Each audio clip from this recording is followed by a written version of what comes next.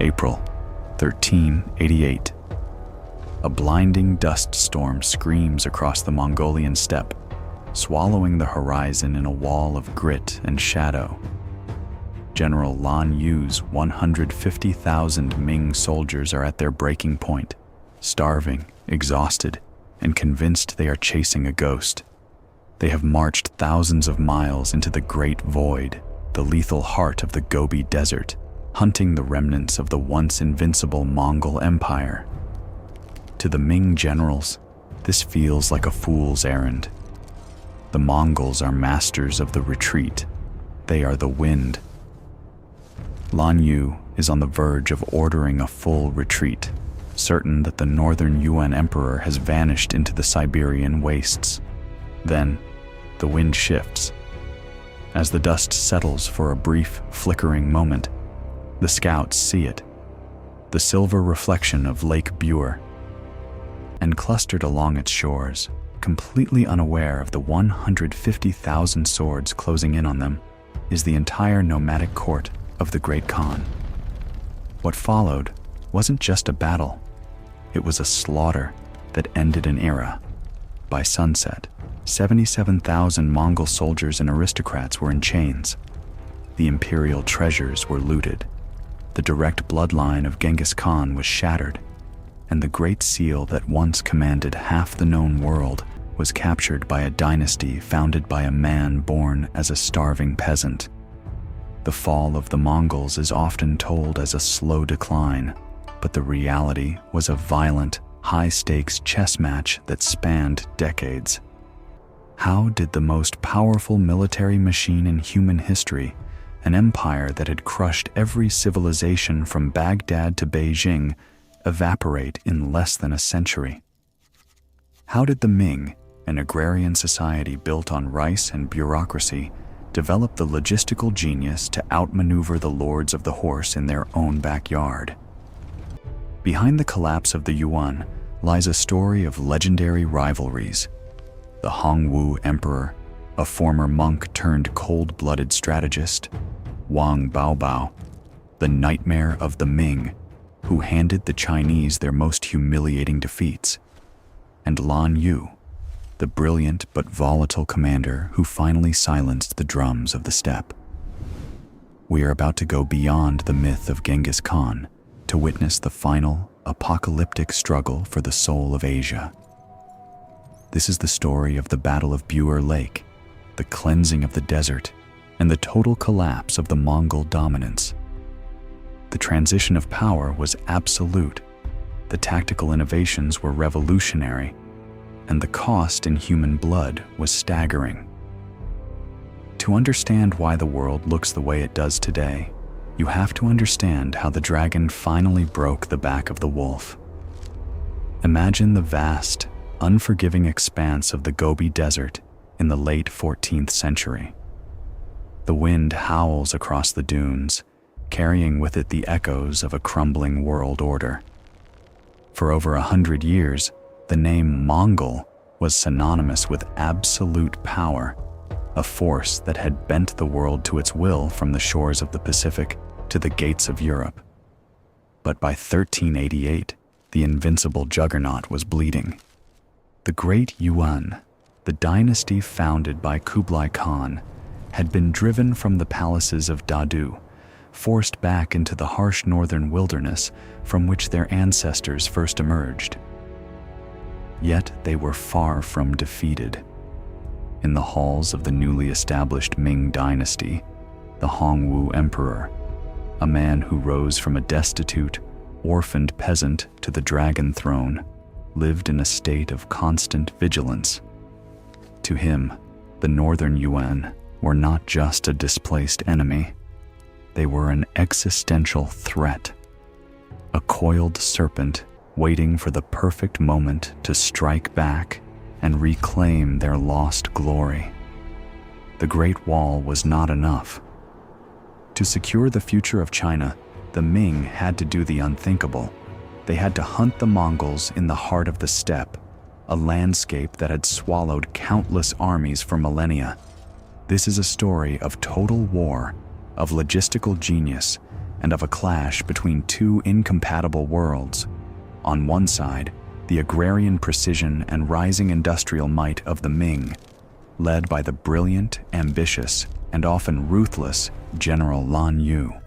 On the other, the nomadic resilience of the Mongols, fighting a desperate rearguard action to protect the sacred bloodline of Genghis Khan. In this deep dive, we will explore the cleansing of the desert, a series of massive, brutal campaigns that pushed the limits of medieval warfare. We'll analyze how the Ming solved the impossible problem of feeding 100,000 soldiers in a wasteland through the innovative Tuntian system. We will recount the legendary resistance of Wang Baobao, the nightmare general whom the Ming emperors feared and respected above all others. But most importantly, we will witness the climax that reshaped East Asian history, the Battle of Buir Lake. Under the cover of a blinding sandstorm, a massive Ming force achieved the impossible, descending upon the unsuspecting Mongol camp in a surprise attack that changed everything. The result was not just a military victory, it was a systemic decapitation. With 77,000 prisoners and the capture of the Mongol Imperial line, the dream of a restored Yuan Empire vanished into the desert dust. How did the world's most feared conquerors lose it all in less than a century? How did a new dynasty manage to conquer the unconquerable? This is the epic conclusion of the Mongol-Ming conflict. This is the fall of the Mongols and the final, crushing blow at Buir Lake.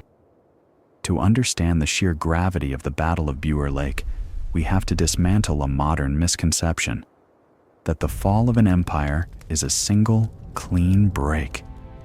We often imagine the Ming taking Beijing in 1368 and the Mongols simply evaporating back into the mists of history.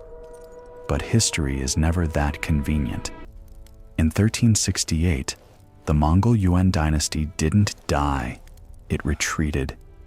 They traded their silk robes for leather armor and their palaces for yurts, transforming back into the very thing that had terrified the world 2 centuries prior. A high-speed, nomadic war machine with a singular, burning obsession taking back their stolen throne. For the first 20 years of the Ming Dynasty, the Northern Yuan were the ultimate ghost story.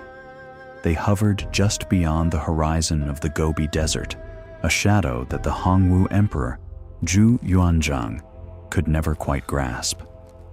To the Ming, this wasn't just a border dispute.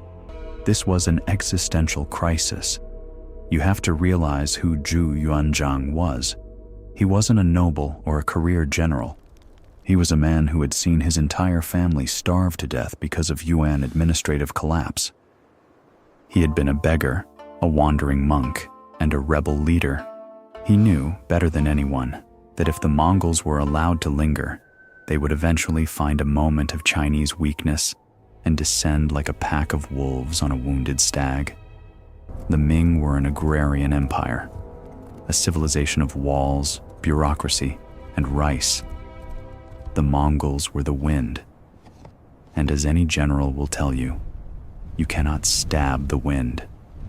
Every time the Ming sent an army north, the Mongols would simply vanish into the vastness of the Great Void. They would burn the grass, poison the wells, and wait for the soft Chinese soldiers to starve or freeze. By the time the Ming reached the site of a reported Mongol camp, all they would find were cold ashes and the mocking silence of the steppe. This created a psychological pressure cooker within the Ming court. The Hongwu Emperor became obsessed with cleansing the desert. He knew that as long as a descendant of Genghis Khan held the Great Seal of State, the Ming's legitimacy was in question. To the rest of the world, the Ming were just the latest in a long line of regional rebels. To become a true great power, they had to do the impossible.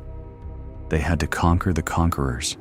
In the one place no sedentary army, had ever succeeded the heart of the Mongolian plateau. But how do you feed 150,000 men in a wasteland that produces nothing? This is where the Ming displayed a terrifying level of logistical genius. They developed the Tuntian system, a revolutionary method of military agrarian colonies. They didn't just march soldiers into the north, they marched farmers. They built fortified agricultural outposts further and further into the frontier, turning the edge of the desert into a massive, self-sustaining supply chain. They were literally terraforming the border to support a permanent state of war. Despite this, the early campaigns were a blood-soaked disaster. In 1372, the Ming launched a massive three-pronged invasion involving 150,000 troops aimed at the Mongol capital of Karakoram. They expected a quick victory. Instead, they ran headfirst into a man who would become the Ming's greatest nightmare, Wang Baobao. Wang Baobao, known to the Mongols as Koka Temur, was a tactical savant. He understood the Ming psychology perfectly. He lured the central Ming army deep into the desert, drawing them further away from their supply lines with the promise of a decisive battle. Then, at the Orkhon River, the trap snapped shut. In a whirlwind of horse archery and heavy cavalry charges, Wang Baobao annihilated the Ming vanguard. Thousands of Chinese soldiers were slaughtered, and the survivors were chased back to the Great Wall in a state of total collapse. It was the most humiliating defeat the Hongwu Emperor had ever suffered. It proved that even without their empire, a cornered Mongol was the most dangerous creature on earth. For the next decade, the Ming lived in fear of Wang Baobao. He was the nightmare of the Ming, a shadow that loomed over every policy decision in Nanjing. The Hongwu Emperor even tried to recruit him, sending him letters of admiration, calling him the only true man in the world. But Wang Baobao remained loyal to the Yuan until his death, a sentinel guarding the remnants of the Mongol glory. With Wang Baobao's passing, the Ming saw their window, but the problem remained. The Northern Yuan were still mobile, still dangerous, and now led by Togus Temur, a direct descendant of Kublai Khan. The Mongols had decentralized, scattering their tribes across the vast Siberian borderlands. To find them, the Ming would need more than just soldiers. They would need a commander who was as volatile and relentless as the steppe itself. Enter Lan Yu. A man of immense talent and even greater ego, Lan Yu was the protege of the great Ming generals who had founded the dynasty. By 1388, he was given a mandate that sounded like a death sentence. Take 150,000 men, cross the Gobi in the dead of spring, and do not return until the Northern Yuan no longer exist. This was the all-in moment for the Ming. They poured their national treasury into this campaign.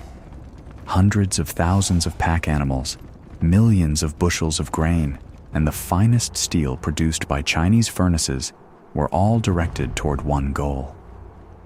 Lan Yu's army moved like a slow-moving glacier of iron across the sand. But as they pushed deeper, the old, familiar dread began to set in. The scouts found nothing. The horizon remained empty. We can't advance in this. The dust storms began to howl, shredding the morale of the men. Lan Yu's sub-commanders began to whisper about a retreat. They were certain they were chasing a ghost again, that Togus Temur had already fled north to the forests of Siberia, where no Chinese army could follow. The mission was on the verge of a catastrophic, expensive failure. Lan Yu was standing in the middle of a blinding sandstorm, staring at maps that seemed useless in a land with no landmarks.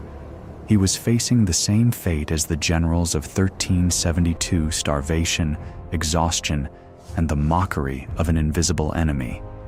The dragon was blind, stumbling through the great void, while the wolf watched from the shadows, waiting for the moment to strike. But here is where the narrative of Chinese bureaucracy versus Mongol might takes a sharp, jagged turn. We are taught that the Mongols were the masters of the wilderness, the supreme trackers who could never be surprised on their own turf. We are taught that the Ming were rigid, bound by their supply lines and their slow-moving infantry. But as the dust began to settle near the shores of Lake Buir, a shocking reality emerged that would turn the next 6 centuries of Asian history on its head. The Great Khan wasn't hiding. He wasn't waiting in ambush. He wasn't the shadow in the dark. As Lan Yu's exhausted scouts crested the final ridge overlooking the lake, they didn't see an army prepared for battle. They saw a city of white, felt thousands of yurts, tens of thousands of horses grazing peacefully, and the imperial court of the Yuan dynasty holding a feast. The invincible Mongols, the heirs of the world conquerors, had committed the one sin Genghis Khan had warned against. They had become complacent. They believed the Gobi was their shield, and they believed no Chinese general was insane enough to march 150,000 men through a sandstorm. They were wrong. The predator had become the prey, and the Ming were no longer playing by the old rules of engagement. The slaughter that was about to begin wasn't just a battle. It was a systemic execution of an entire ruling class. And the most terrifying part? The Mongols didn't even hear them coming until the Ming sabers were already at their throats. To understand the sheer weight of what happened at Buir Lake, we have to look past the maps and the troop numbers and stare directly into the psychological trauma that birthed the Ming Dynasty. For the Chinese people of the 14th century, the Mongols weren't just a rival nation, they were an act of God. For nearly a century, the Pax Mongolica had reshaped the world, but for the average Chinese peasant, it was a century of being a fourth-class citizen in their own ancestral home. Zhu Yuanzhang, the man who would become the Hongwu Emperor, didn't view the Mongols with the detached curiosity of a historian. He viewed them through the eyes of a boy who had watched his parents and siblings starve to death because of Yuan administrative incompetence and the subsequent famine. When he took the throne in 1368 and drove the Mongols out of Beijing, then called Dadu, he didn't feel he had won. He felt he had merely started a clock. The Great Wall we see today, that massive stone serpent, didn't exist in this form yet. In 1368, the border was a porous, bleeding wound. The Mongols hadn't been defeated. They had simply relocated. They moved their capital to Karakoram, the ancestral heart of their power, and they took with them something more dangerous than gold, the Great Seal of State. In the eyes of the surrounding kingdoms, the Koreans, the Jurchens, the powers of Central Asia, the person who held that seal held the mandate of heaven. As long as the Northern Yuan existed, the Ming were technically rebels who had stolen the capital, not the legitimate masters of China. This is the mystery that haunted the early Ming. How do you kill an empire that has no heart? If you capture a Chinese city, the province falls. If you capture a Mongol camp, they just move the camp. The Gobi Desert, which the Ming called the Great Void, was the ultimate defensive fortification. It was a 1,000-mile buffer of sun-scorched rock and shifting silt that killed men via thirst before they ever saw an enemy scout. For the first 2 decades of his reign, the Hongwu Emperor sent his greatest generals, veterans of the revolution, like Shu Da and Chang Yuchun, into this void. They were looking for a decisive battle, a Waterloo of the steppe. But the Mongols, led by the brilliant and elusive Wang Baobao, played a different game. Wang Baobao is a name every student of military history should know. The Ming called him the Nightmare. He was the perfect hybrid, ethnically half Mongol, half Han, but culturally a die-hard loyalist to the Yuan. He understood the Ming military better than they understood themselves.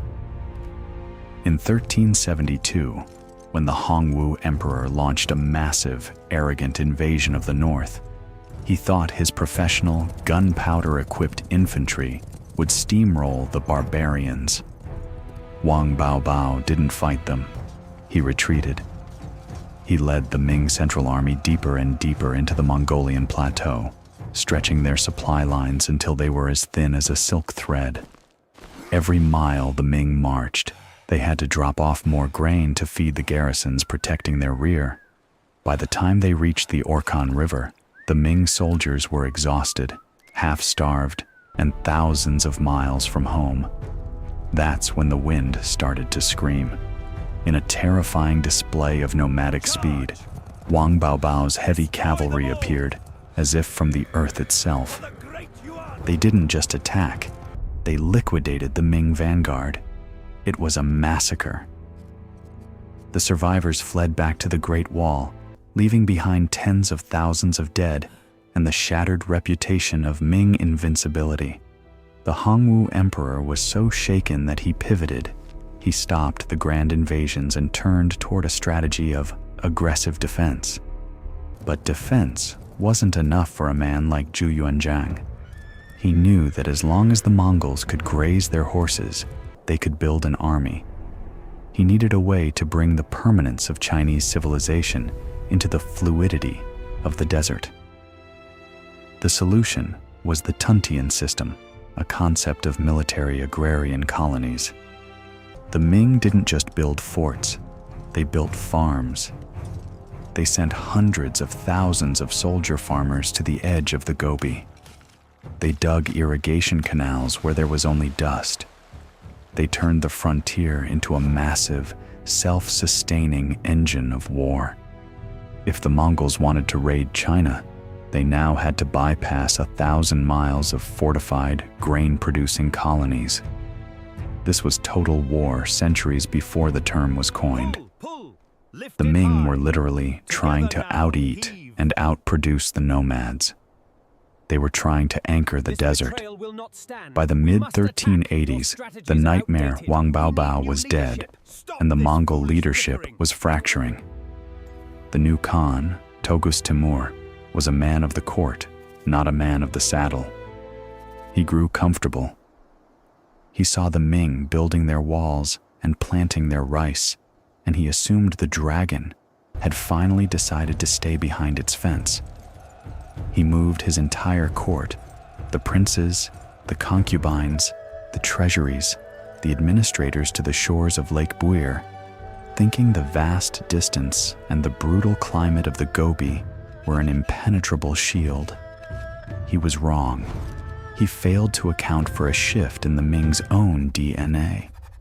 The first generation of Ming generals were rebels men who fought to liberate their homes.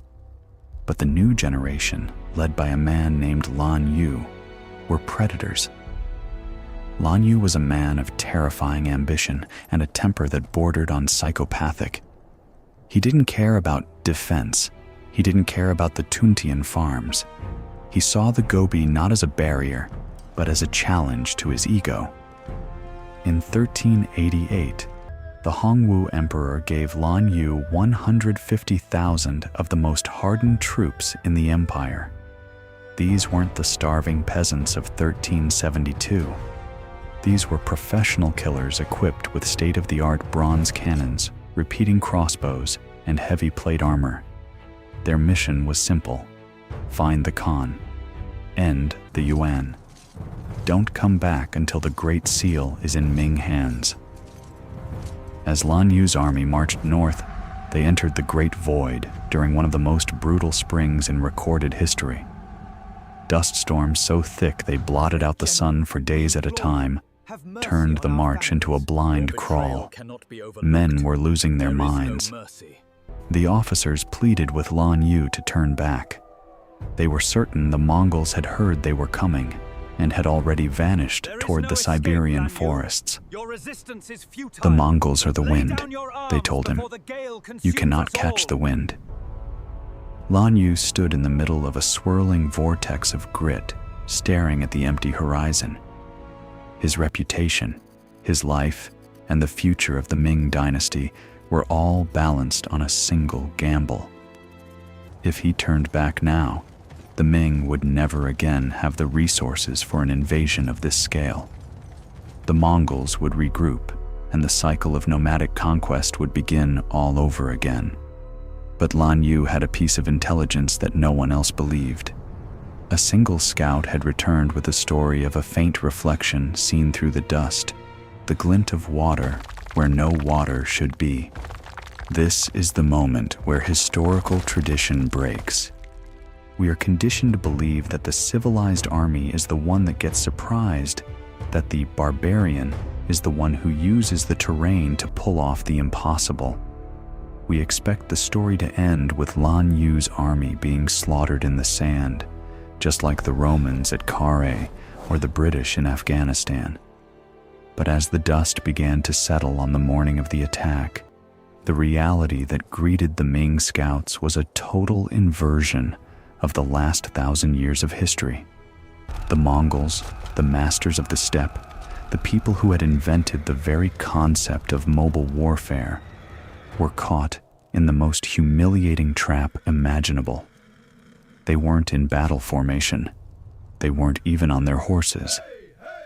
They were sitting in their yurts, drinking fermented mare's milk and celebrating, while 150,000 Chinese soldiers' men they believed were soft and wall-bound were cresting the hills around them like a tidal wave of iron. The wolf had forgotten how to smell the dragon. But the real shock isn't that the Ming found them. The real shock is why the Mongols were so unprepared. For decades, we've been told that the fall of the Yuan was due to internal infighting or economic collapse. But the truth uncovered at the shores of Buir Lake reveals something far more chilling. The Mongols hadn't just lost their empire, they had lost their identity. They had become the very thing they once conquered. And as Lan Yu gave the order to charge, he wasn't just attacking an army, he was executing a ghost. But wait, there is a detail in the Ming records that doesn't make sense. If the Ming were so agrarian and bureaucratic, how did 150,000 men move through a blinding sandstorm with such surgical precision that they achieved total surprise? How did they find a needle in a haystack the size of Western Europe? The answer lies in a secret the Ming had been keeping for 20 years, a betrayal at the highest levels of the Mongol hierarchy that makes the Battle of Buir Lake look less like a military victory and more like a cold-blooded assassination. To find the Khan, the Ming didn't rely on luck. They relied on the Jinyiwei, the brocade guards, the Hongwu Emperor's personal, ruthless secret police. For 2 decades, while the Ming armies were dying in the open desert, the Jinyiwei were slipping into the Mongol camps in the dark. They weren't fighting. They were buying. They found Mongol warlords marginalized by the royal court. They found nomadic scouts desperate for grain and silver. They mapped the secret wells. They tracked the grazing patterns. They realized the Great Khan wasn't moving randomly. He was moving on a fixed, predictable schedule tied to the water levels of the Gobi's hidden oases. The Mongols thought the desert was their fortress. The Ming turned it into a chessboard. A defecting Mongol noble handed Lan Yu the exact coordinates of the royal winter camp at Lake Buir. But knowing where the enemy sleeps is only half the battle. How do you move 150,000 heavily armed men across a flat, barren landscape without a single Mongol scout spotting the dust cloud? You let the sky do the hiding for you. When the massive spring sandstorm hit, Lan Yu's generals begged him to pitch the tents and wait it out. It was suicide to march blindly into a cutting wall of sand. But Lan Yu smiled. He knew the Mongols would be thinking the exact same thing. No one marches in a Gobi sandstorm, which is exactly why Lan Yu ordered the advance. He imposed a brutal silence on his army. Horses were gagged, muzzles were tied, armor plates were wrapped in thick cloth to stop the clinking of steel. Any soldier who spoke above a whisper was executed on the spot. The Ming army became a ghost ship, sailing through an ocean of blinding grit. They marched for miles in total, suffocating darkness, guided only by the compasses of the Jinyiwei and the sheer, psychotic will of their commander. When the winds finally broke near the edge of Lake Buir, the Ming vanguard found themselves looking down at a miracle. The Mongol royal camp. It was a sprawling city of white felt. Thousands of yurts dotting the green shoreline. Tens of thousands of horses and camels grazing lazily by the water. And in the center, the massive golden tent of the great Khan, Togus Timur. There were no sentries on the ridgeline, no scouts patrolling the perimeter. The storm had convinced the Mongols that they were completely isolated. They were feasting, drinking fermented mare's milk, celebrating their survival at the edge of the world. For 100 years, the Mongols had used speed and terror to break the spine of every empire on Earth. Now, the terror was standing right behind them. Lan Yu didn't order a battle cry. He didn't want a glorious, honorable duel. He wanted an extermination. He signaled the artillery.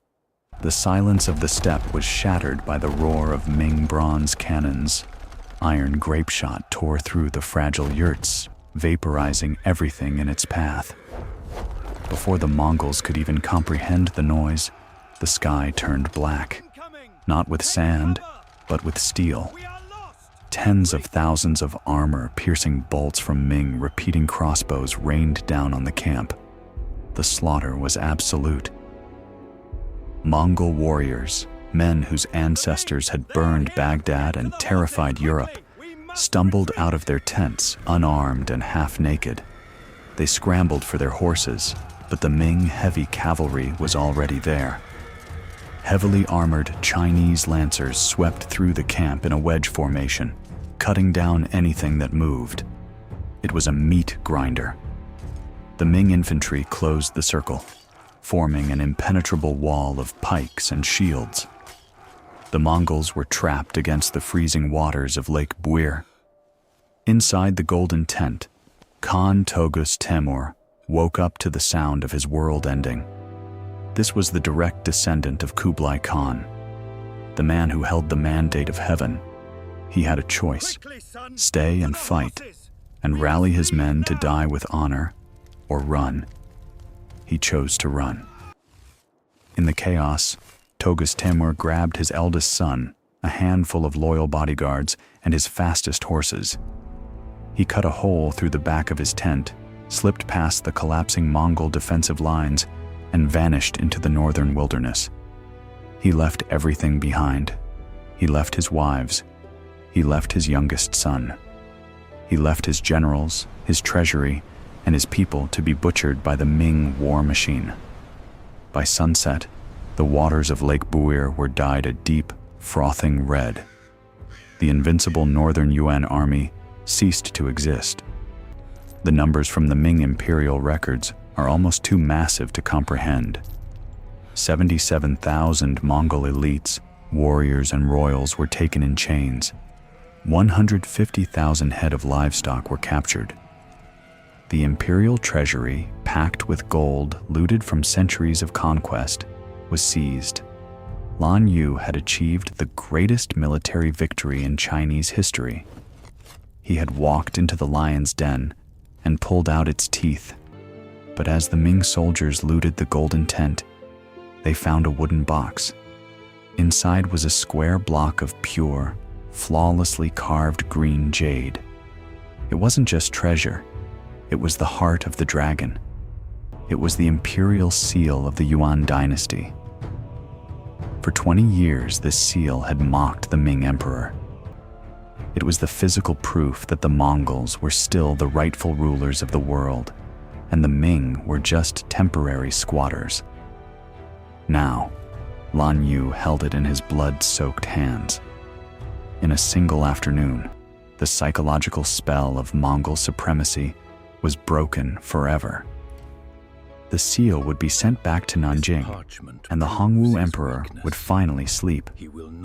But the story of the Mongols doesn't end with a battle. It ends with a betrayal. Toghus Timur was still alive.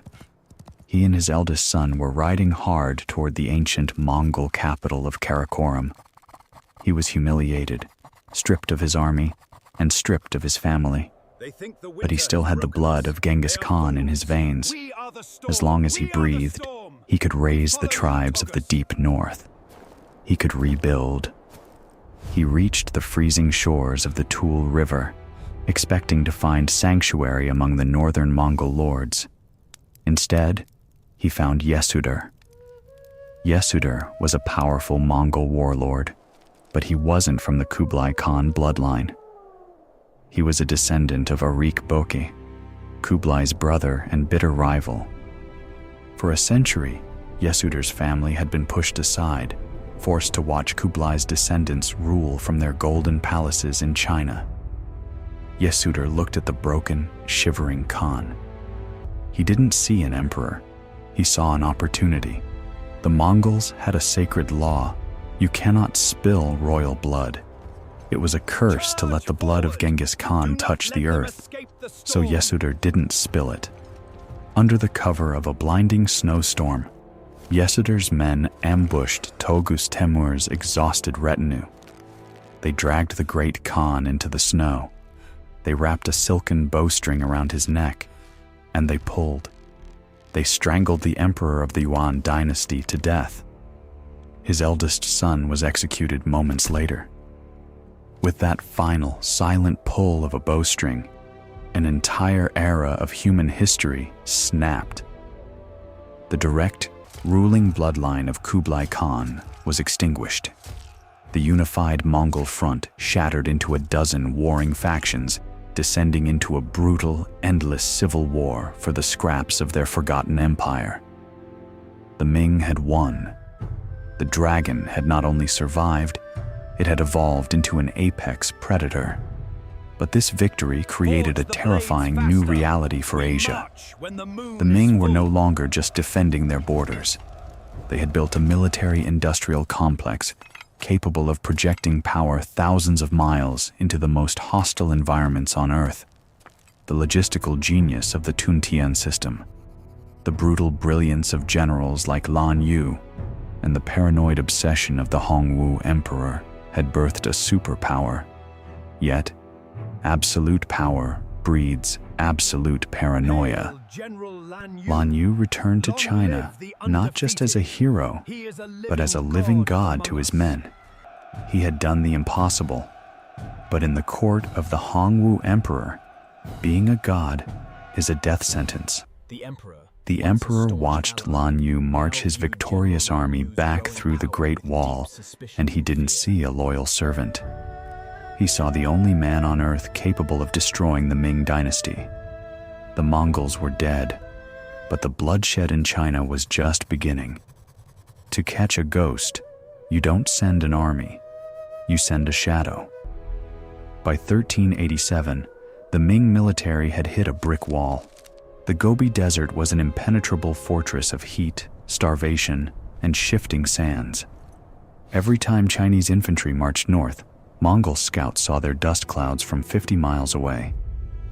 The nomads simply packed up their yurts, poisoned the local wells, and vanished. But the Hongwu Emperor was not a conventional thinker. He realized that the Mongol Empire was no longer a unified monolith. It was a fractured, bickering coalition of rival warlords. And warlords can be bought. Enter the Jinyiwei, the brocade guards. We often think of the Jinyiwei as the emperor's secret police, terrorizing bureaucrats in Nanjing. But in the late 1380s, they were deployed as the most lethal intelligence agency on the planet. Long before General Lan Yu's 150,000 soldiers took a single step into the desert, the Jinyiwei were already there. They didn't wear Ming armor. They dressed as nomadic traders, mercenaries, and outcasts. They slipped into the sprawling, chaotic camps of the Northern Yuan. What they found changed everything. The Mongols believed the desert hid them. The Jinyiwei realized the desert made them predictable. There are only so many freshwater oases in the Gobi. The great Khan, Togus Temur, couldn't just wander aimlessly. He had to follow a strict grazing schedule to feed his tens of thousands of horses and livestock. The Jinyiwei mapped the hidden wells. They tracked the seasonal migrations. More importantly, they found the cracks in the Mongol hierarchy. They located marginalized tribal leaders who felt slighted by the Khan. They offered them Ming silver, silk, and grain. In exchange, these defectors handed the Jinyiwei the ultimate prize, the exact coordinates of the royal winter camp, Lake Buir. The Khan was going to Lake Buir, but raw intelligence doesn't win wars. Execution does. Knowing the location of the Mongol court was only half the equation. Lake Buir was hundreds of miles deep into hostile territory. To get there, the Ming had to move a slow, heavy, iron-clad army of 150,000 men across a barren wasteland without being spotted. It was a logistical nightmare. And to lead it, the emperor chose Lan Yu. Lan Yu was brilliant. He was also a megalomaniac with a reputation for extreme violence. He was exactly what the Ming needed. In the spring of 1388, Lan Yu's army crossed the Great Wall. They didn't march like a traditional Chinese army. They moved like a predator. But the Gobi does not care about human ambition. Within weeks, the campaign began to disintegrate. The heat was staggering. The supply lines stretched to their absolute breaking point. Water rations plummeted. Men started dropping from heat stroke, their heavy armor baking them alive.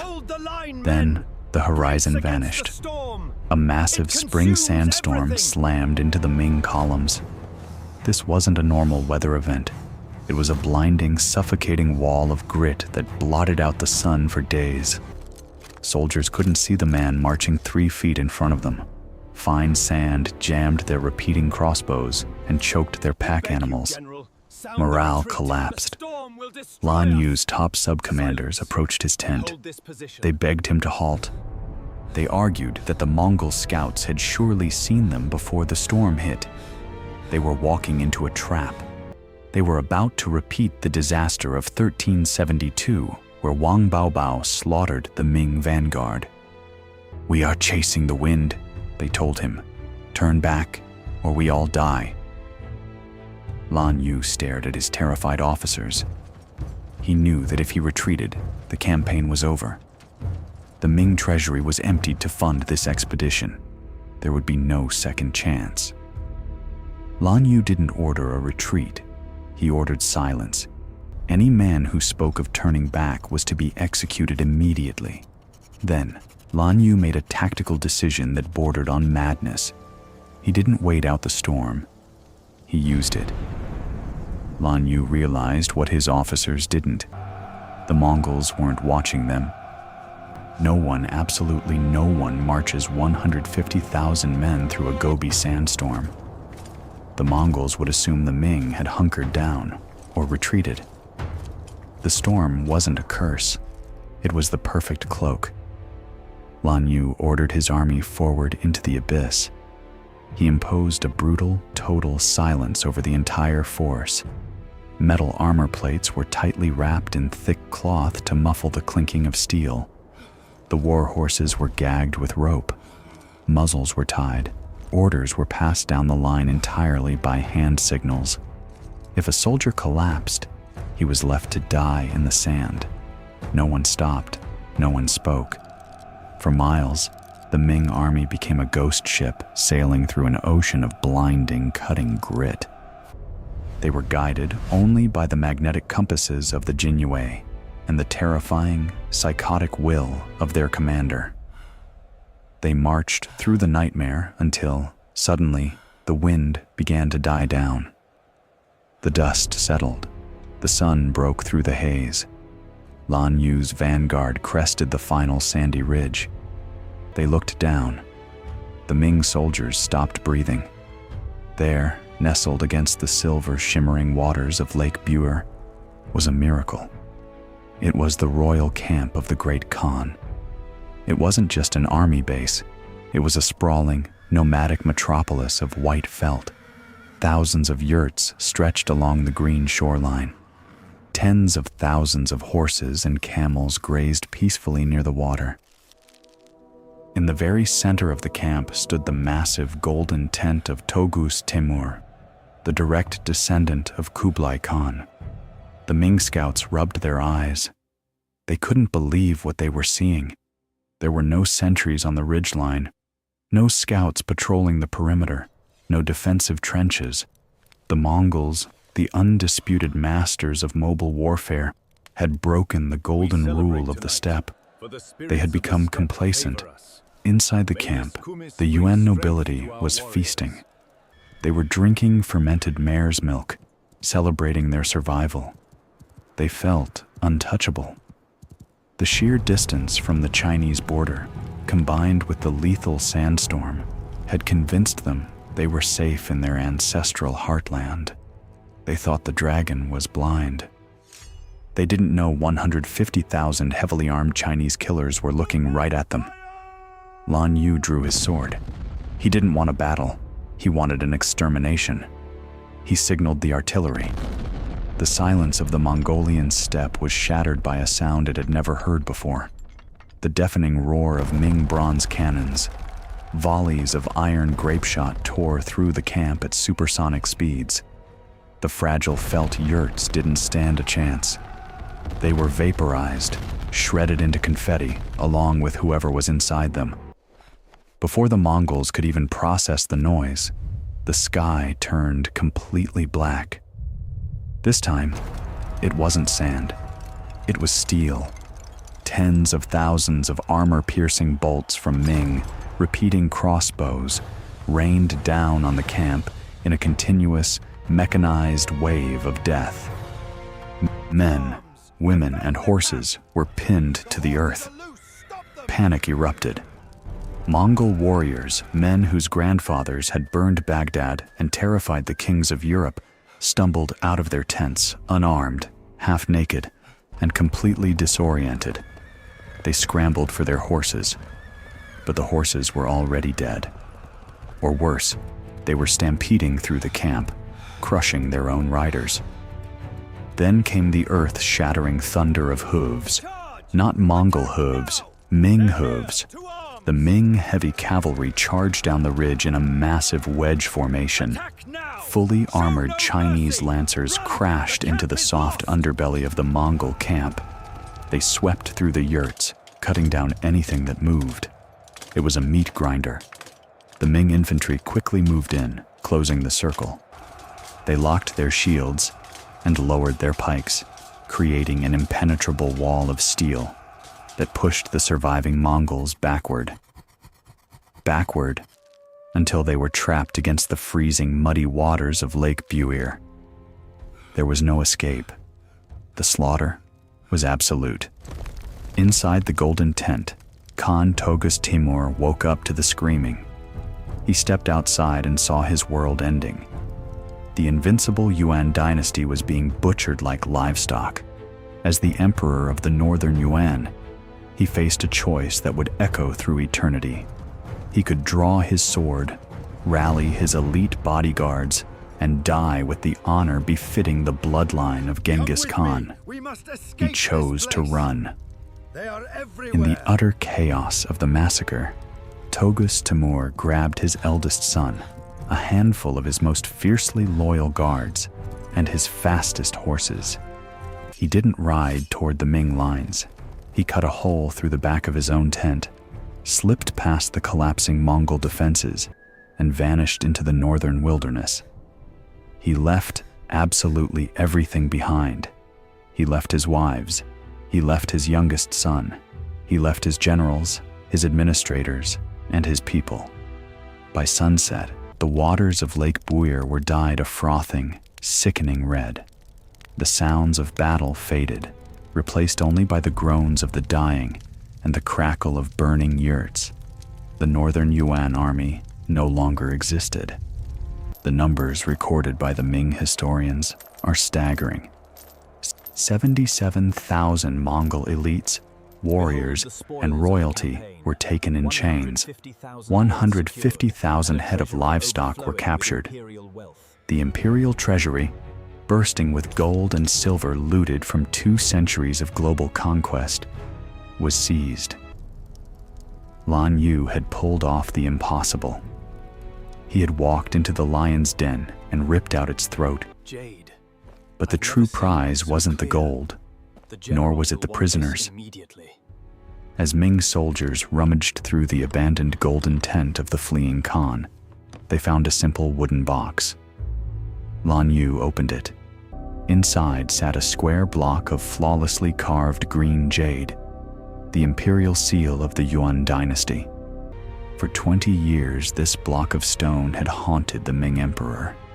It was the ultimate symbol of legitimacy, the mandate of heaven in physical form. As long as the Mongols held it, the Ming were just usurpers. Now, Lan Yu held it in his blood-soaked hands. The psychological spell of Mongol supremacy was broken forever. The dragon had finally shattered the wolf. But catching an empire is not the same as killing it. Togus Timur was still alive. Riding hard toward the ancient Mongol capital of Karakorum, the disgraced Khan was humiliated, but he was not entirely powerless. He still possessed the most dangerous weapon on the steppe, his bloodline. As long as he breathed, he could rally the northern tribes. He could rebuild. The Ming knew that a cornered animal is the most dangerous kind. Togus Timur reached the freezing, snow-covered shores of the Toul River. He expected to find sanctuary. He expected to find loyal Mongol lords ready to defend their emperor. Instead, he found Yesudar. Yesudar was a powerful Mongol warlord, but he was not from the Kublai Khan lineage. He was a direct descendant of Arik Boka Kublai's brother, who had been defeated in a bitter civil war a century earlier. For 100 years, Yesudar's family had been marginalized, forced to watch Kublai's heirs rule from golden palaces in Beijing.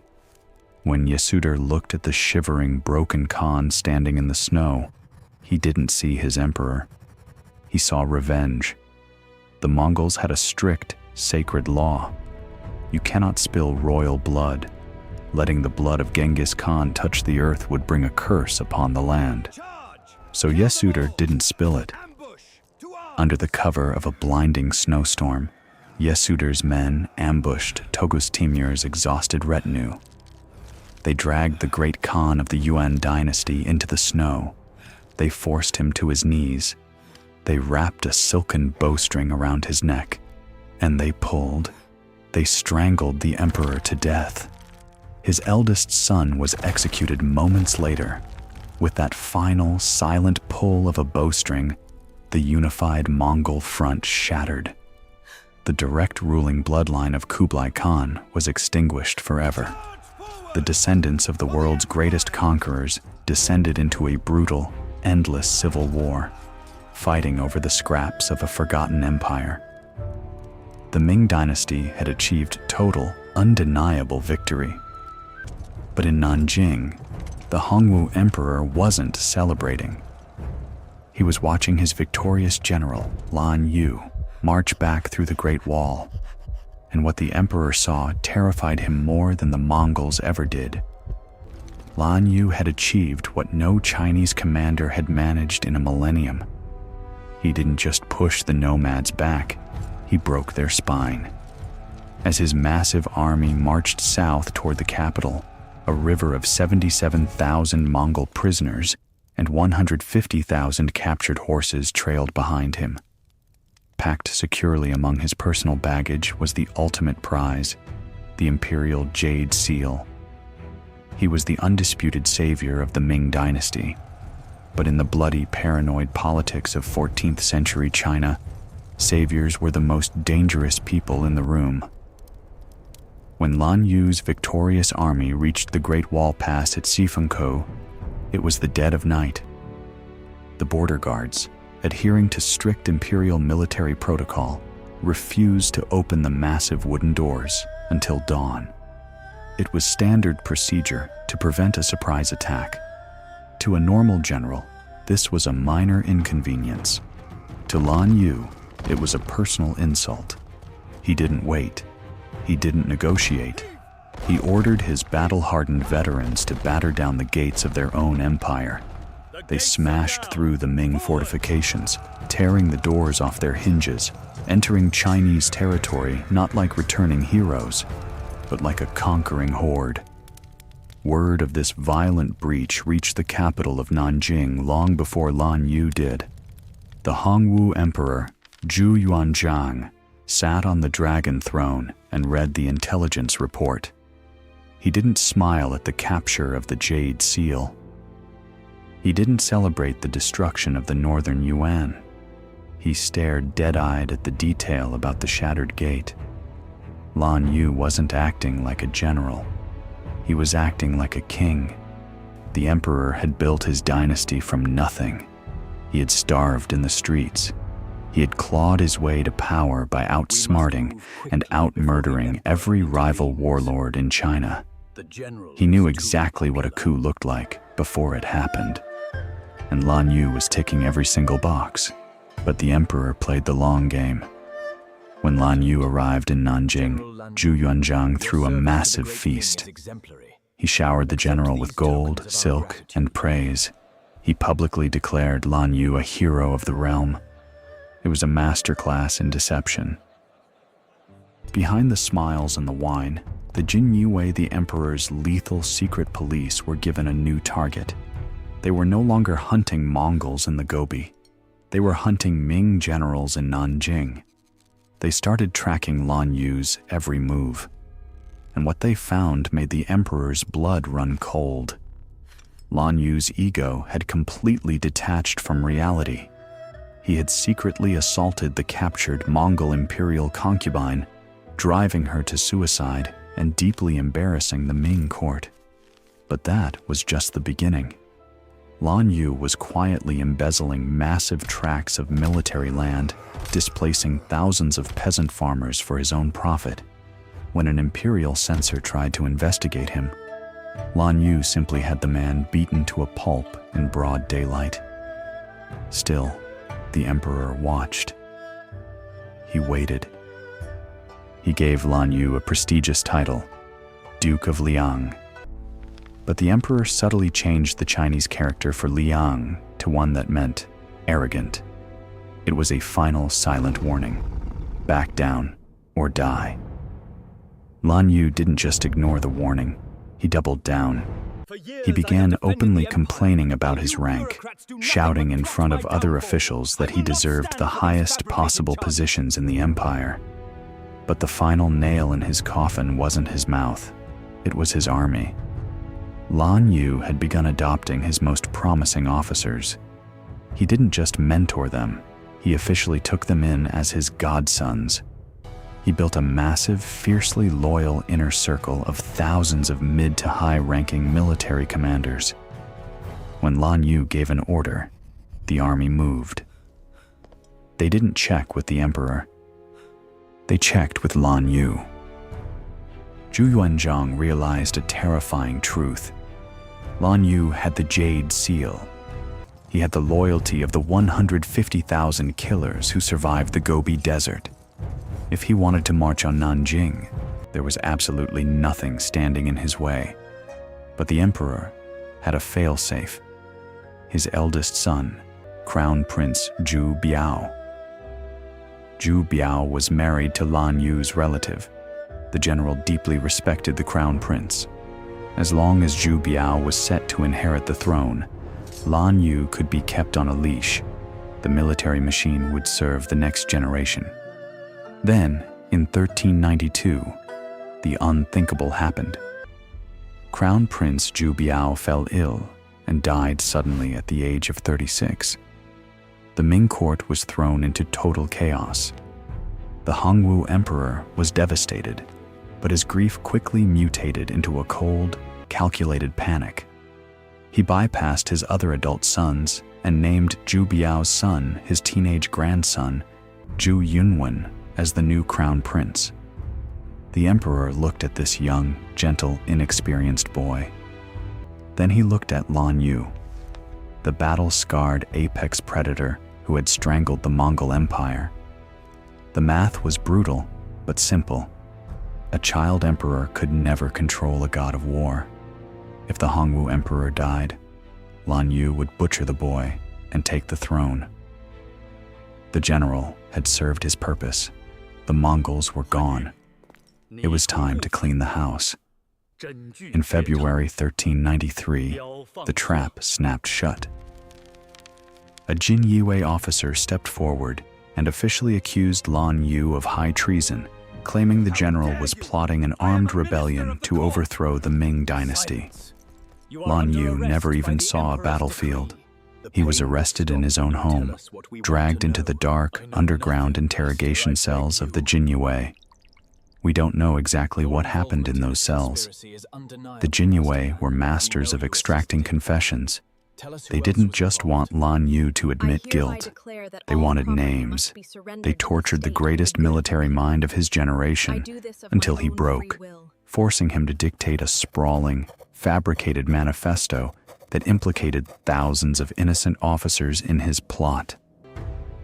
When the confession was signed in blood, the Hongwu Emperor didn't just order an execution. He ordered an extermination. Lan Yu was sentenced to die by the most horrific method in the Ming legal code. But due to his past military service, the emperor granted him a merciful execution. He was publicly beheaded. But the emperor wasn't done making an example out of him. After his death, Lan Yu's skin was entirely removed from his body. It was stuffed with straw, sewn back together, and sent to his daughter's estate as a gruesome permanent warning. The hero of Buir Lake was reduced to a terrifying scarecrow, but taking down the kingpin wasn't enough to secure the throne for the teenage heir. The emperor had the list of names Lan Yu had given under torture, and he handed that list to the Jinyiwei with a single order: burn it all down. What followed was the Lan Yu case, one of the most devastating military purges in human history. The secret police fanned out across the empire. They didn't just arrest Lan Yu's immediate circle, they arrested his godsons, they arrested his lieutenants, they arrested the men who supplied his horses, they arrested entire families, spanning 3 generations. 1 duke, 13 marquises, 2 earls, and tens of thousands of military officials were dragged to the execution grounds. If you had marched to Lake Buir, your name was on a Jinyiwei scroll. The streets of Nanjing ran red for months. By the time the emperor finally called off the dogs, an estimated 15,000 to 20,000 people had been slaughtered. The emperor had achieved his goal. The threat to his grandson was neutralized. The military was completely terrified, broken, and subservient to the throne. The absolute power of the Hongwu Emperor was unquestioned. But paranoia is a poison that blinds you to reality. In his desperate attempt to protect his dynasty from within, Zhu Yuanzhang had just destroyed his own shield. The Lan Yu Purge completely decapitated the Ming military structure. Every veteran commander who understood Mongol tactics, every logistical genius who knew how to operate the Tuntian farm system, every seasoned cavalry officer who had braved the blinding sandstorms of the Gobi, they were all dead. The emperor had systematically executed the very men who had made the Ming Dynasty a superpower. He looked at the map of his empire. The northern border, stretching thousands of miles across the harsh steppe, was suddenly vulnerable. The Northern Yuan was fractured, yes, but the tribes were still out there. They were angry, and they were watching. To fill the massive vacuum of military leadership, the emperor made a decision that would doom his family line. Since he had killed all the capable generals, he had to rely on blood. He gave absolute military control of the northern frontier to his own sons, the regional princes. He stationed them along the Great Wall, giving them private armies and massive budgets to defend the empire against any Mongol resurgence. The most powerful of these princes was his fourth son, stationed in the old Mongol capital of Beijing. His name was Jade. Jade was brilliant, ruthless, and heavily influenced by the Mongol culture he grew up fighting against. He was everything Lan Yu had been, but worse. He had royal blood. The Hongwu Emperor thought he was securing the realm. He thought he had outsmarted history. But by clearing the board of all the veteran generals, he had just removed the only men capable of stopping his own sons. The hero of Buir Lake was dead. The Mongols were scattered. The Ming Dynasty stood alone at the apex of the world, but the dragon was about to turn on itself. In 1398, the Hongwu Emperor finally closed his eyes and died. His teenage grandson ascended to the throne, looking out over an empire that had been cleansed of all its greatest warriors. Thousands of miles to the north, in the freezing winds of Beijing, Jade received the news of his father's death. He looked at his massive, veteran border army. He looked south toward the capital. The emperor had killed the wolves in the desert, but he had unleashed a monster inside the house. The greatest military crisis of the Ming Dynasty wasn't going to come from the Gobi. It was going to come from Beijing. The stage was set for a civil war so devastating it would rewrite the geography of power in Asia forever. The year is 1399. The Jinyiwei Emperor, a scholar surrounded by scholars, makes his first move. He decides to disarm his warlord uncles stationed on the northern borders. It is a fatal miscalculation. He sends the Imperial army north to arrest Jade in Beijing. But Jade isn't a politician. He is an apex predator. He was raised in the blood-soaked dirt of the Mongol frontier, fighting alongside men like Lan Yu. He doesn't wait to be slaughtered. He strikes first. The Jingnan rebellion erupts. It is a 4-year meat grinder. The Imperial army from Nanjing heavily outnumbers Jade's forces. But numbers mean nothing when your entire high command was systematically lobotomized by the Lan Yu Purge. The southern generals are terrified, inexperienced, and slow. Jade's hardened frontier cavalry tears through the conscript armies like paper. He marches his forces south. He breaches the gates of Nanjing. The imperial palace is set ablaze, burning to the ground. The young Jinyiwei Emperor vanishes into the thick black smoke, his body never recovered. Jade crowns himself the Mongol Emperor. He has won. He holds the ultimate power. But the victory tastes like ash. Because the exact moment Jade sits on the dragon throne, his Jinyiwei spies bring him a nightmare from the north. The Great Void is waking up.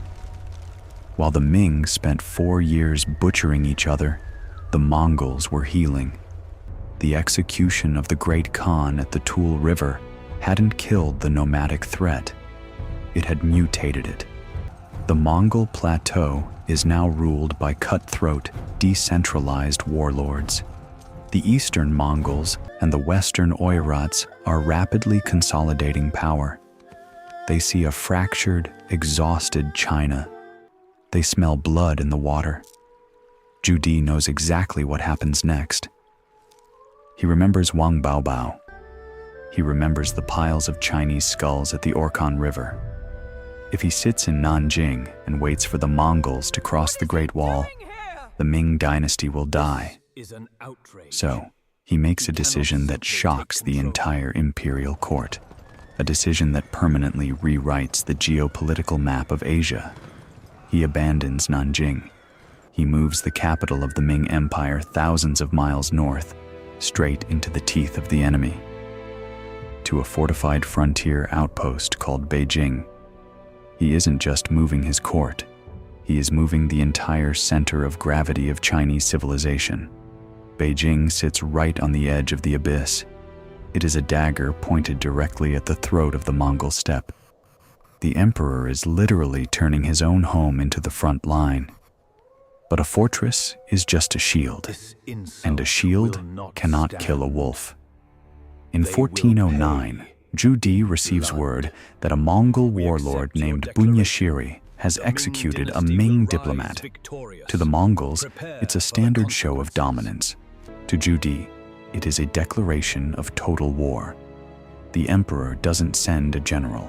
He doesn't trust them. He remembers exactly what happens when you give a general too much power. He mounts his horse. He will lead the invasion himself.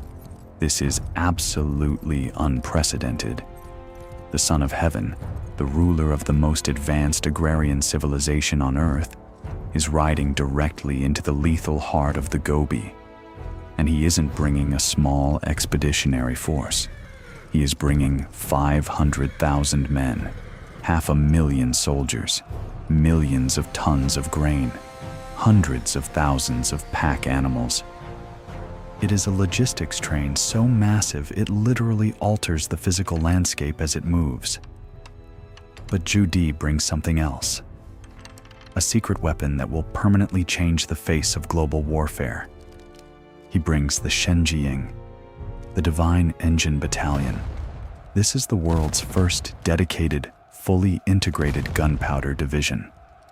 We aren't talking about primitive spark-spitting fire lances. We are talking about massed, coordinated volleys of bronze matchlocks, heavy artillery mounted on specialized horse-drawn carriages, rocket-propelled arrows designed specifically to shatter cavalry formations. The Mongols fall back on their classic playbook. They try to lure Jade deep into the steppe. They poison the wells. They burn the grasslands to starve the Ming horses.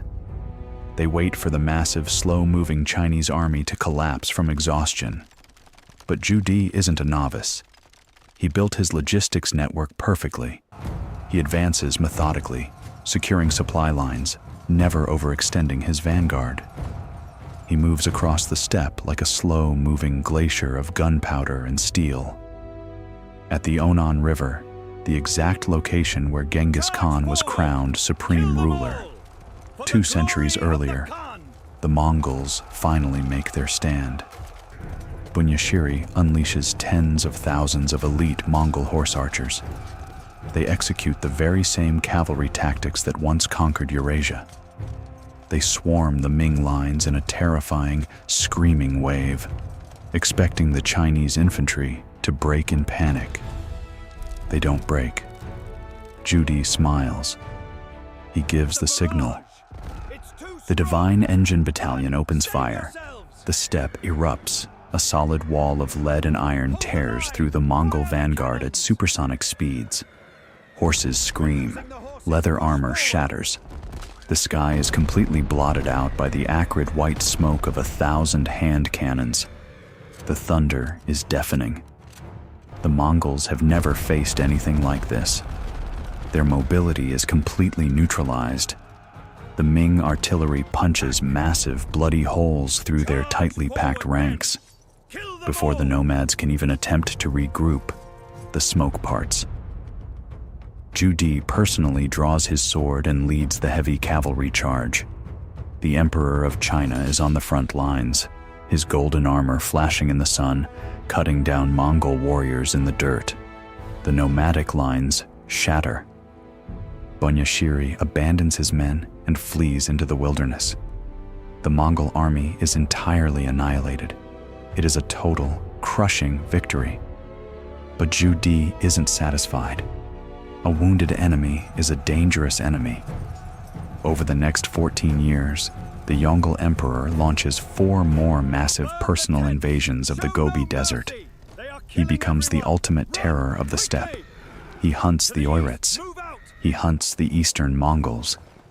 He burns their camps, slaughters their livestock, and pushes them so far north they are forced to hide in the frozen, desolate forests of Siberia. The historical dynamic has completely inverted. The Ming aren't just defending their walls anymore.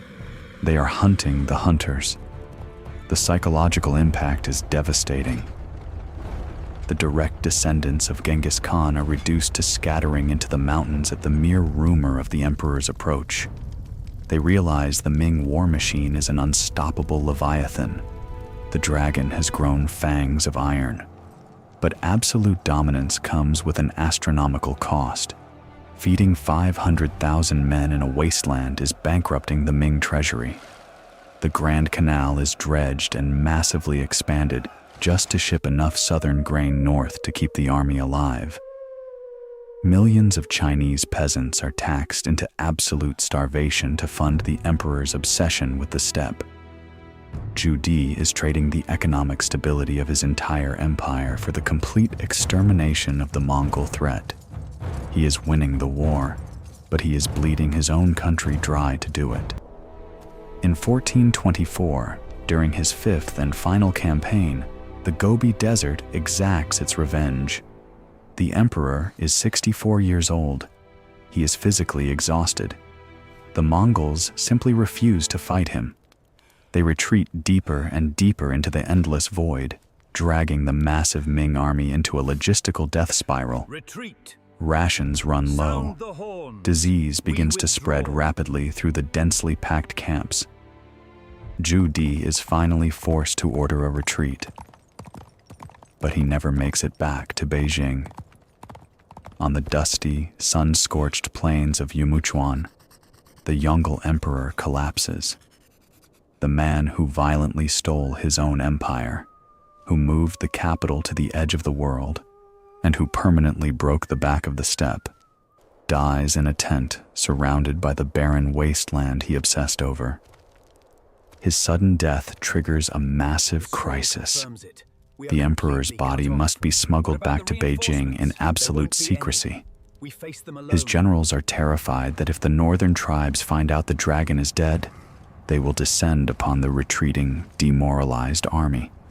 They place the emperor's corpse in a sealed tin coffin.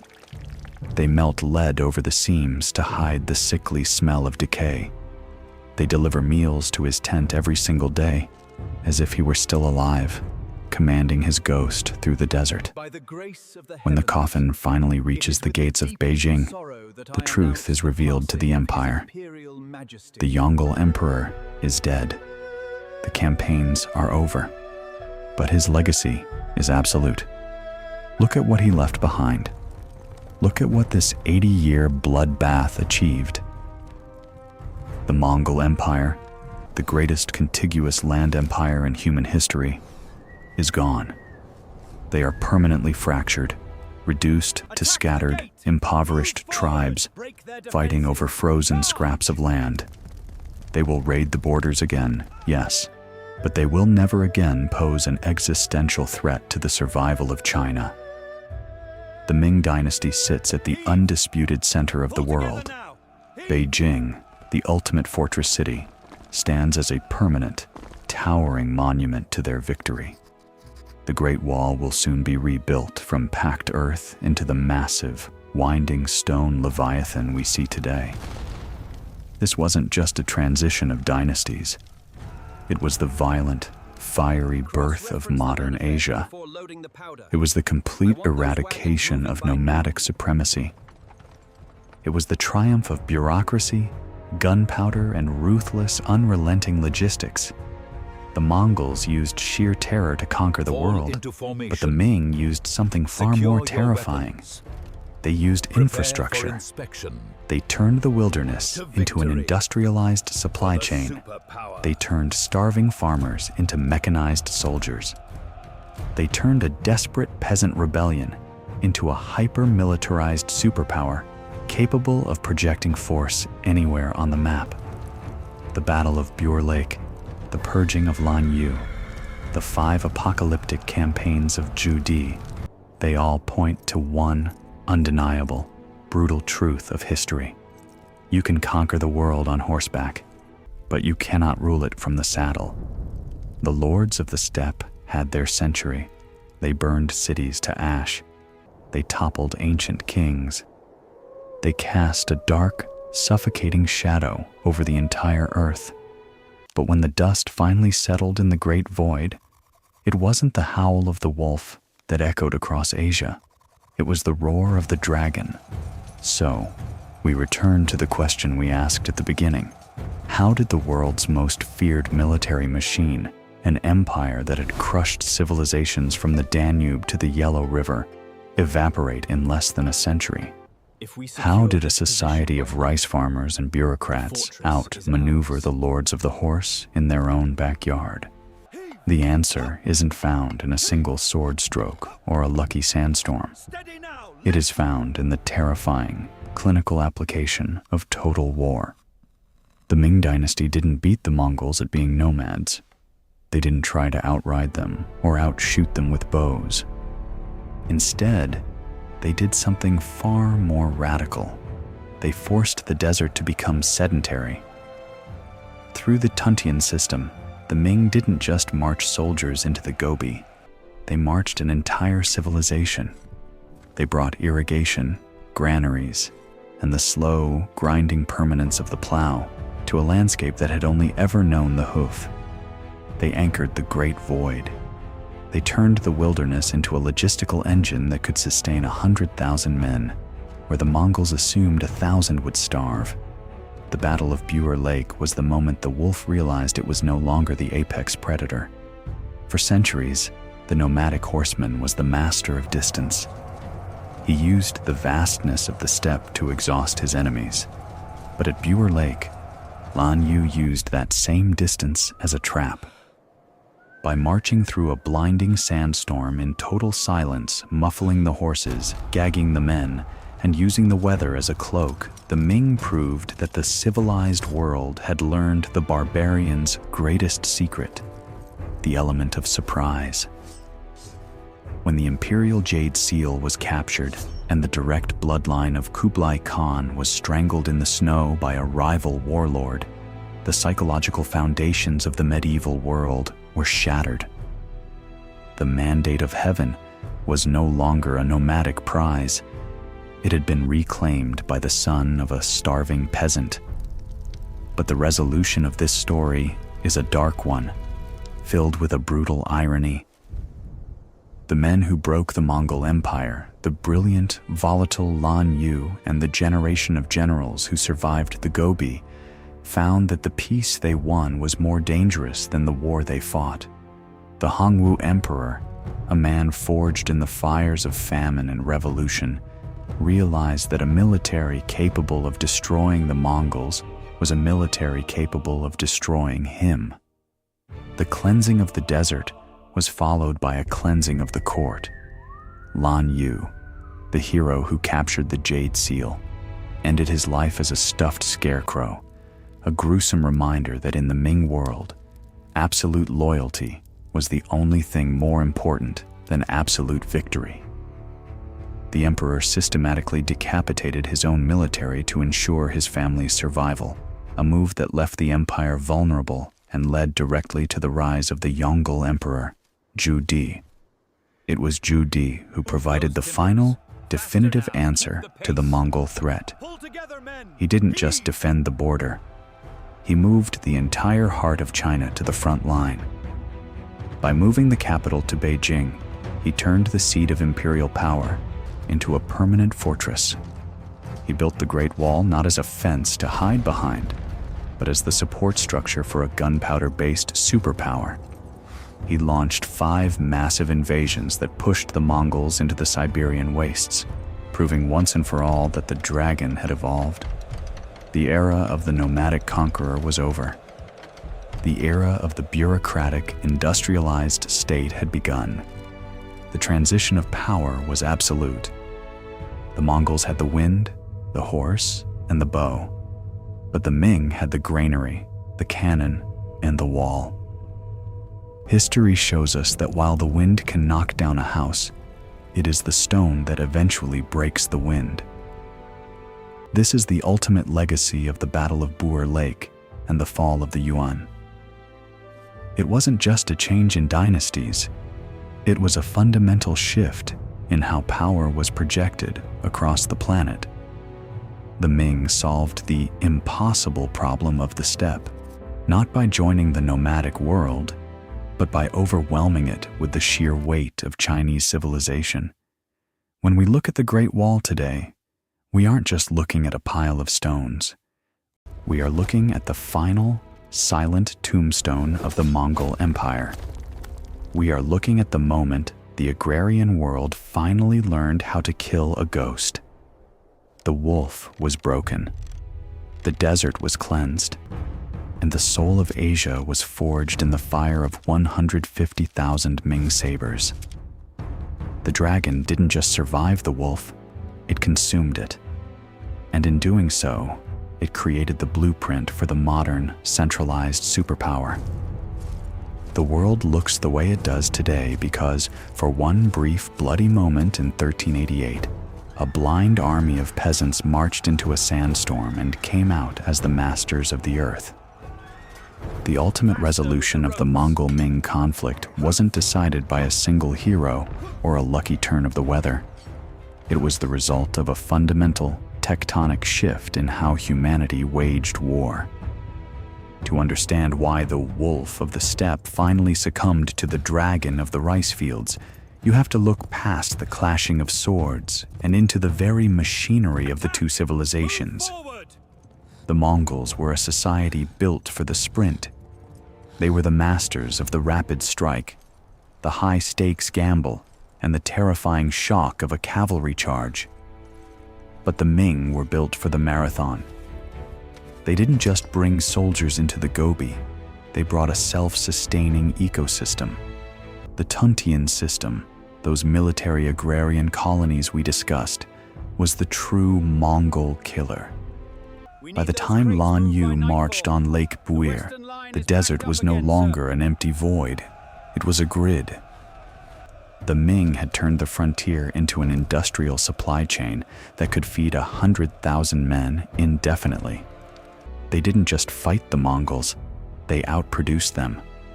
They terraformed the enemy's home until the nomadic advantage of disappearing simply ceased to exist.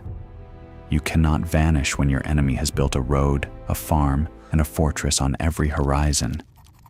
But there is a bitter, haunting irony in this victory. The man who delivered the final blow, General Lan Yu, became a victim of the very success he achieved. In the cold, calculating mind of the Hongwu Emperor, the cleansing of the desert necessitated a cleansing of the court. The emperor realized that the military machine he had built to destroy the Mongols was now the greatest threat to his own bloodline. Lan Yu was the architect of the Mongol collapse, but in the eyes of a paranoid peasant turned emperor, he was also the next potential usurper. The hero of Buir Lake didn't die in a glorious charge. He was dismantled by the state he saved.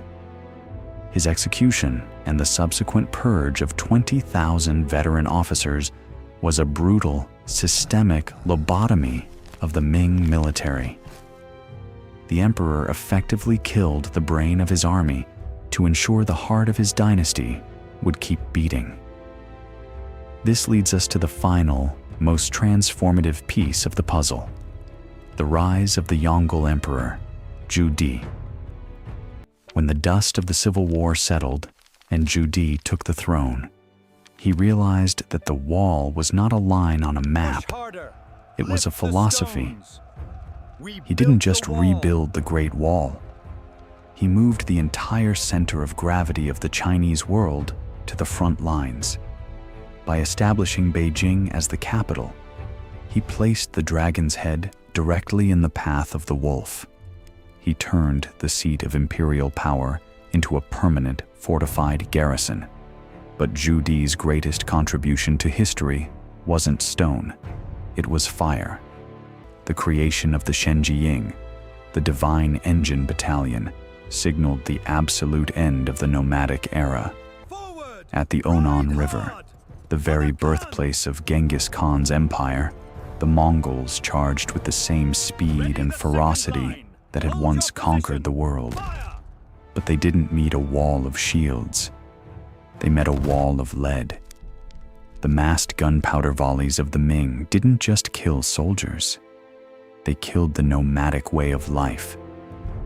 The bow, which had ruled the world for 2,000 years, was rendered obsolete by the bronze matchlock and the heavy cannon.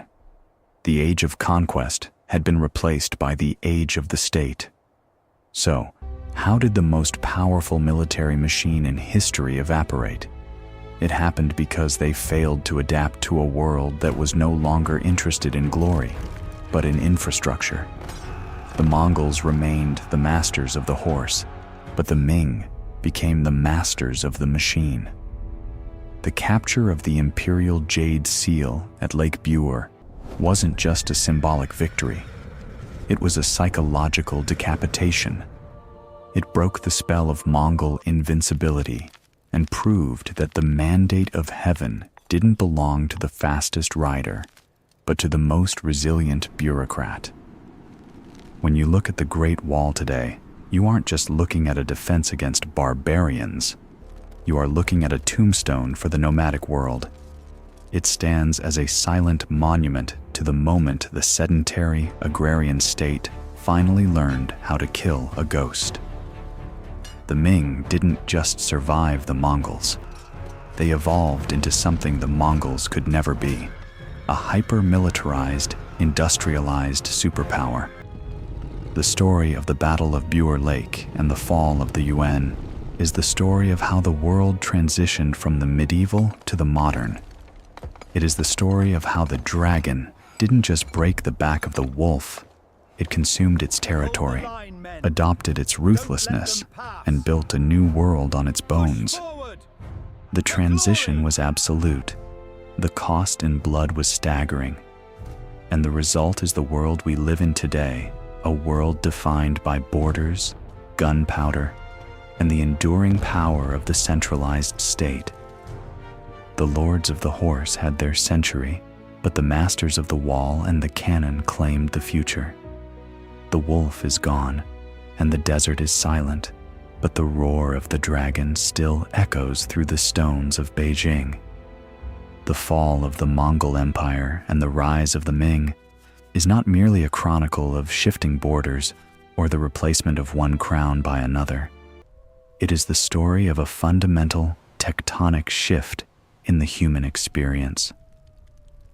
To look back at the shores of Lake Buir and the smoking ruins of the Northern Yuan is to witness the moment the medieval world died and the modern, centralized state was born in a furnace of grit and gunpowder. The first and most profound lesson of this conflict is the absolute triumph of infrastructure over instinct. For 2,000 years, the nomadic horseman was the undisputed god of war. He relied on the great void of the steppe to swallow his enemies. He believed that distance was a weapon and that a sedentary society, bound to the soil and the seasons, could never survive the lawless vacuum of the desert.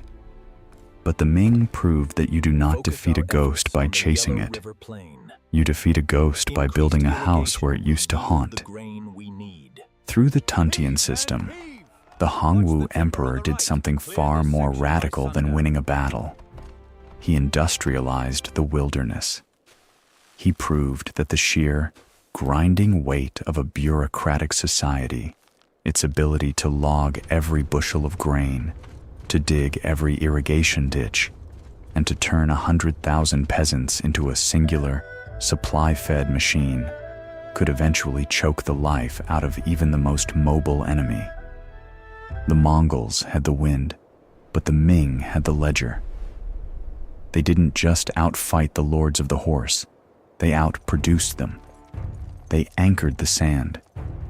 They showed the world that a state with a long memory and a deep supply line can eventually conquer any landscape, no matter how hostile. Yet, this victory carries a chilling warning about the nature of absolute power. The tragedy of General Lan Yu is the eternal paradox of the revolutionary state. The very instrument required to destroy an existential threat is, by its nature, an existential threat to the status quo. Lan Yu was the apex predator. The Ming needed to survive the wolf. But once the wolf was dead, the dragon had no use for a second set of claws.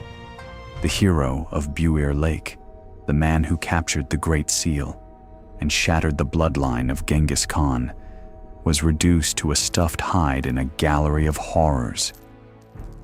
It is a grim enlightenment that in the pursuit of total security, the state often consumes its most brilliant architects. The cleansing of the desert inevitably led to the cleansing of the court, proving that the fires of a total war never truly go out. They just find new fuel at home.